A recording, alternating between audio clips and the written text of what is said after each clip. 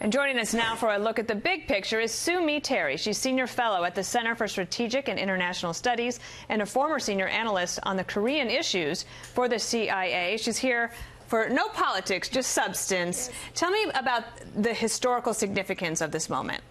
Well, it is historically significant because this is the first time a sitting U.S. president actually sat down with a North Korean leader face to face. So we never had that. There are other times the previous North Korean leaders always wanted this, but we didn't, other President Bush and Obama didn't want to do that yet. So this is historic. Regardless of what occurred, this moment is what we witnessed yesterday is a historic moment. You also know a little bit about Kim Jong-un and the culture, and you mentioned in a piece today that he showed deference to his elder counterpart. How so? Well, he was being very cordial. In Korean language, there's formal and informal language. He used formal language when addressing President Trump. And even his body language, I think he was deferential. He didn't have any kind of attitude that I could see. So I think he was trying to give his respect to President Trump. And what will they see in North Korea? Like, what do you think state TV wants those citizens to see? Well, they're going to see all the things Kim Jong-un was doing, running around Singapore, even taking a selfie. That all the North Korean media was with him. The way they are going to spin it is that North Korea pursued nuclear weapons program, and they have completed it. Now they're a powerful country, and the whole international community is accepting him. And now you get to sit down with President Trump, the most powerful person in the world. And why is this? Because Kim Jong-un himself is a bold leader who was able to get here because of the nuclear weapons program. Will they know that it's because Kim Jong-un has said, in theory, that he would denuclearize?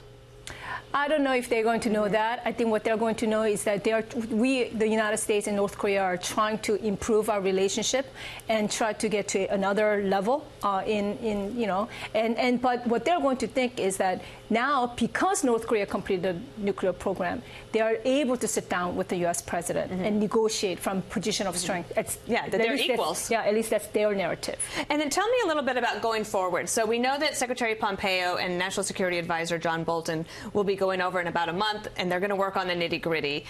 They'll have to be a little bit tougher, I assume? Absolutely, because this joint statement, it was largely aspirational. It didn't address at all North Korea. North Korea didn't also say they would commit to denuclearization as we define it. There was just this vague statement about denuclearization of the Korean peninsula. There was no timeline listed. There was no commitment to give us a full declaration of their nuclear weapons inventory. So the hard part, it really begins now, when Pompeo and Bolton and others go to North Korea and the actual negotiation really begins. Tell me about what you think that North Korea's goals were for the summit, and did North Korea meet its goals?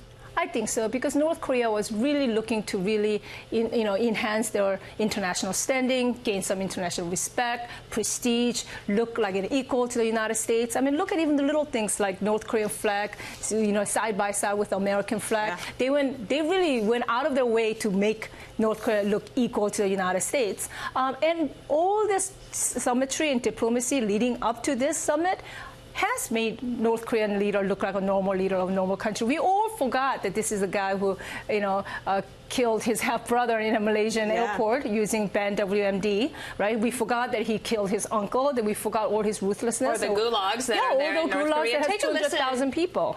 Take a listen to President Trump talking about human rights and what happened yesterday at the summit. I believe it's a rough situation over there. There's no question about it. And we did discuss it today pretty strongly. I mean, knowing what the main purpose of what we were doing is, denuking, but discussed it at pretty good length. We'll be doing something on it. Sue, this won't be a surprise to you. The hunger crisis in North Korea estimated that 18 million people are dependent on government food rations. 10.5 million people are believed to be undernourished, and 5.6 million affected by natural disasters between 2004 and 2005.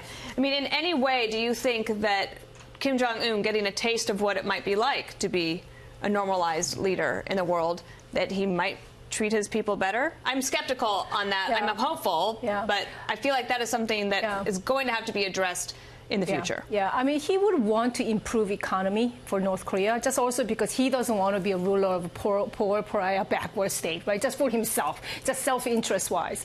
But I'm very skeptical that he's going to open up the prison camps that has 200,000 people in it, and all of a sudden just really, just take care of the human rights issues. I'm very skeptical of that. North Korea spent billions of dollars pursuing nuclear weapons program while watching their people starve. In the mid-1990s, when they were going through massive famine, they spent like $800 million building a mausoleum for Kim Il-sung, while people were literally dying and starving. Right. So maybe, Kim Jong-un does want to, I think, improve its economy, but to say that he's going to completely change the human rights situation around, I think that's... Can I ask her just one last question? It can be a quick one, though. Yeah. Do you think at the end of the summit that the United States, the world, is safer than it was before?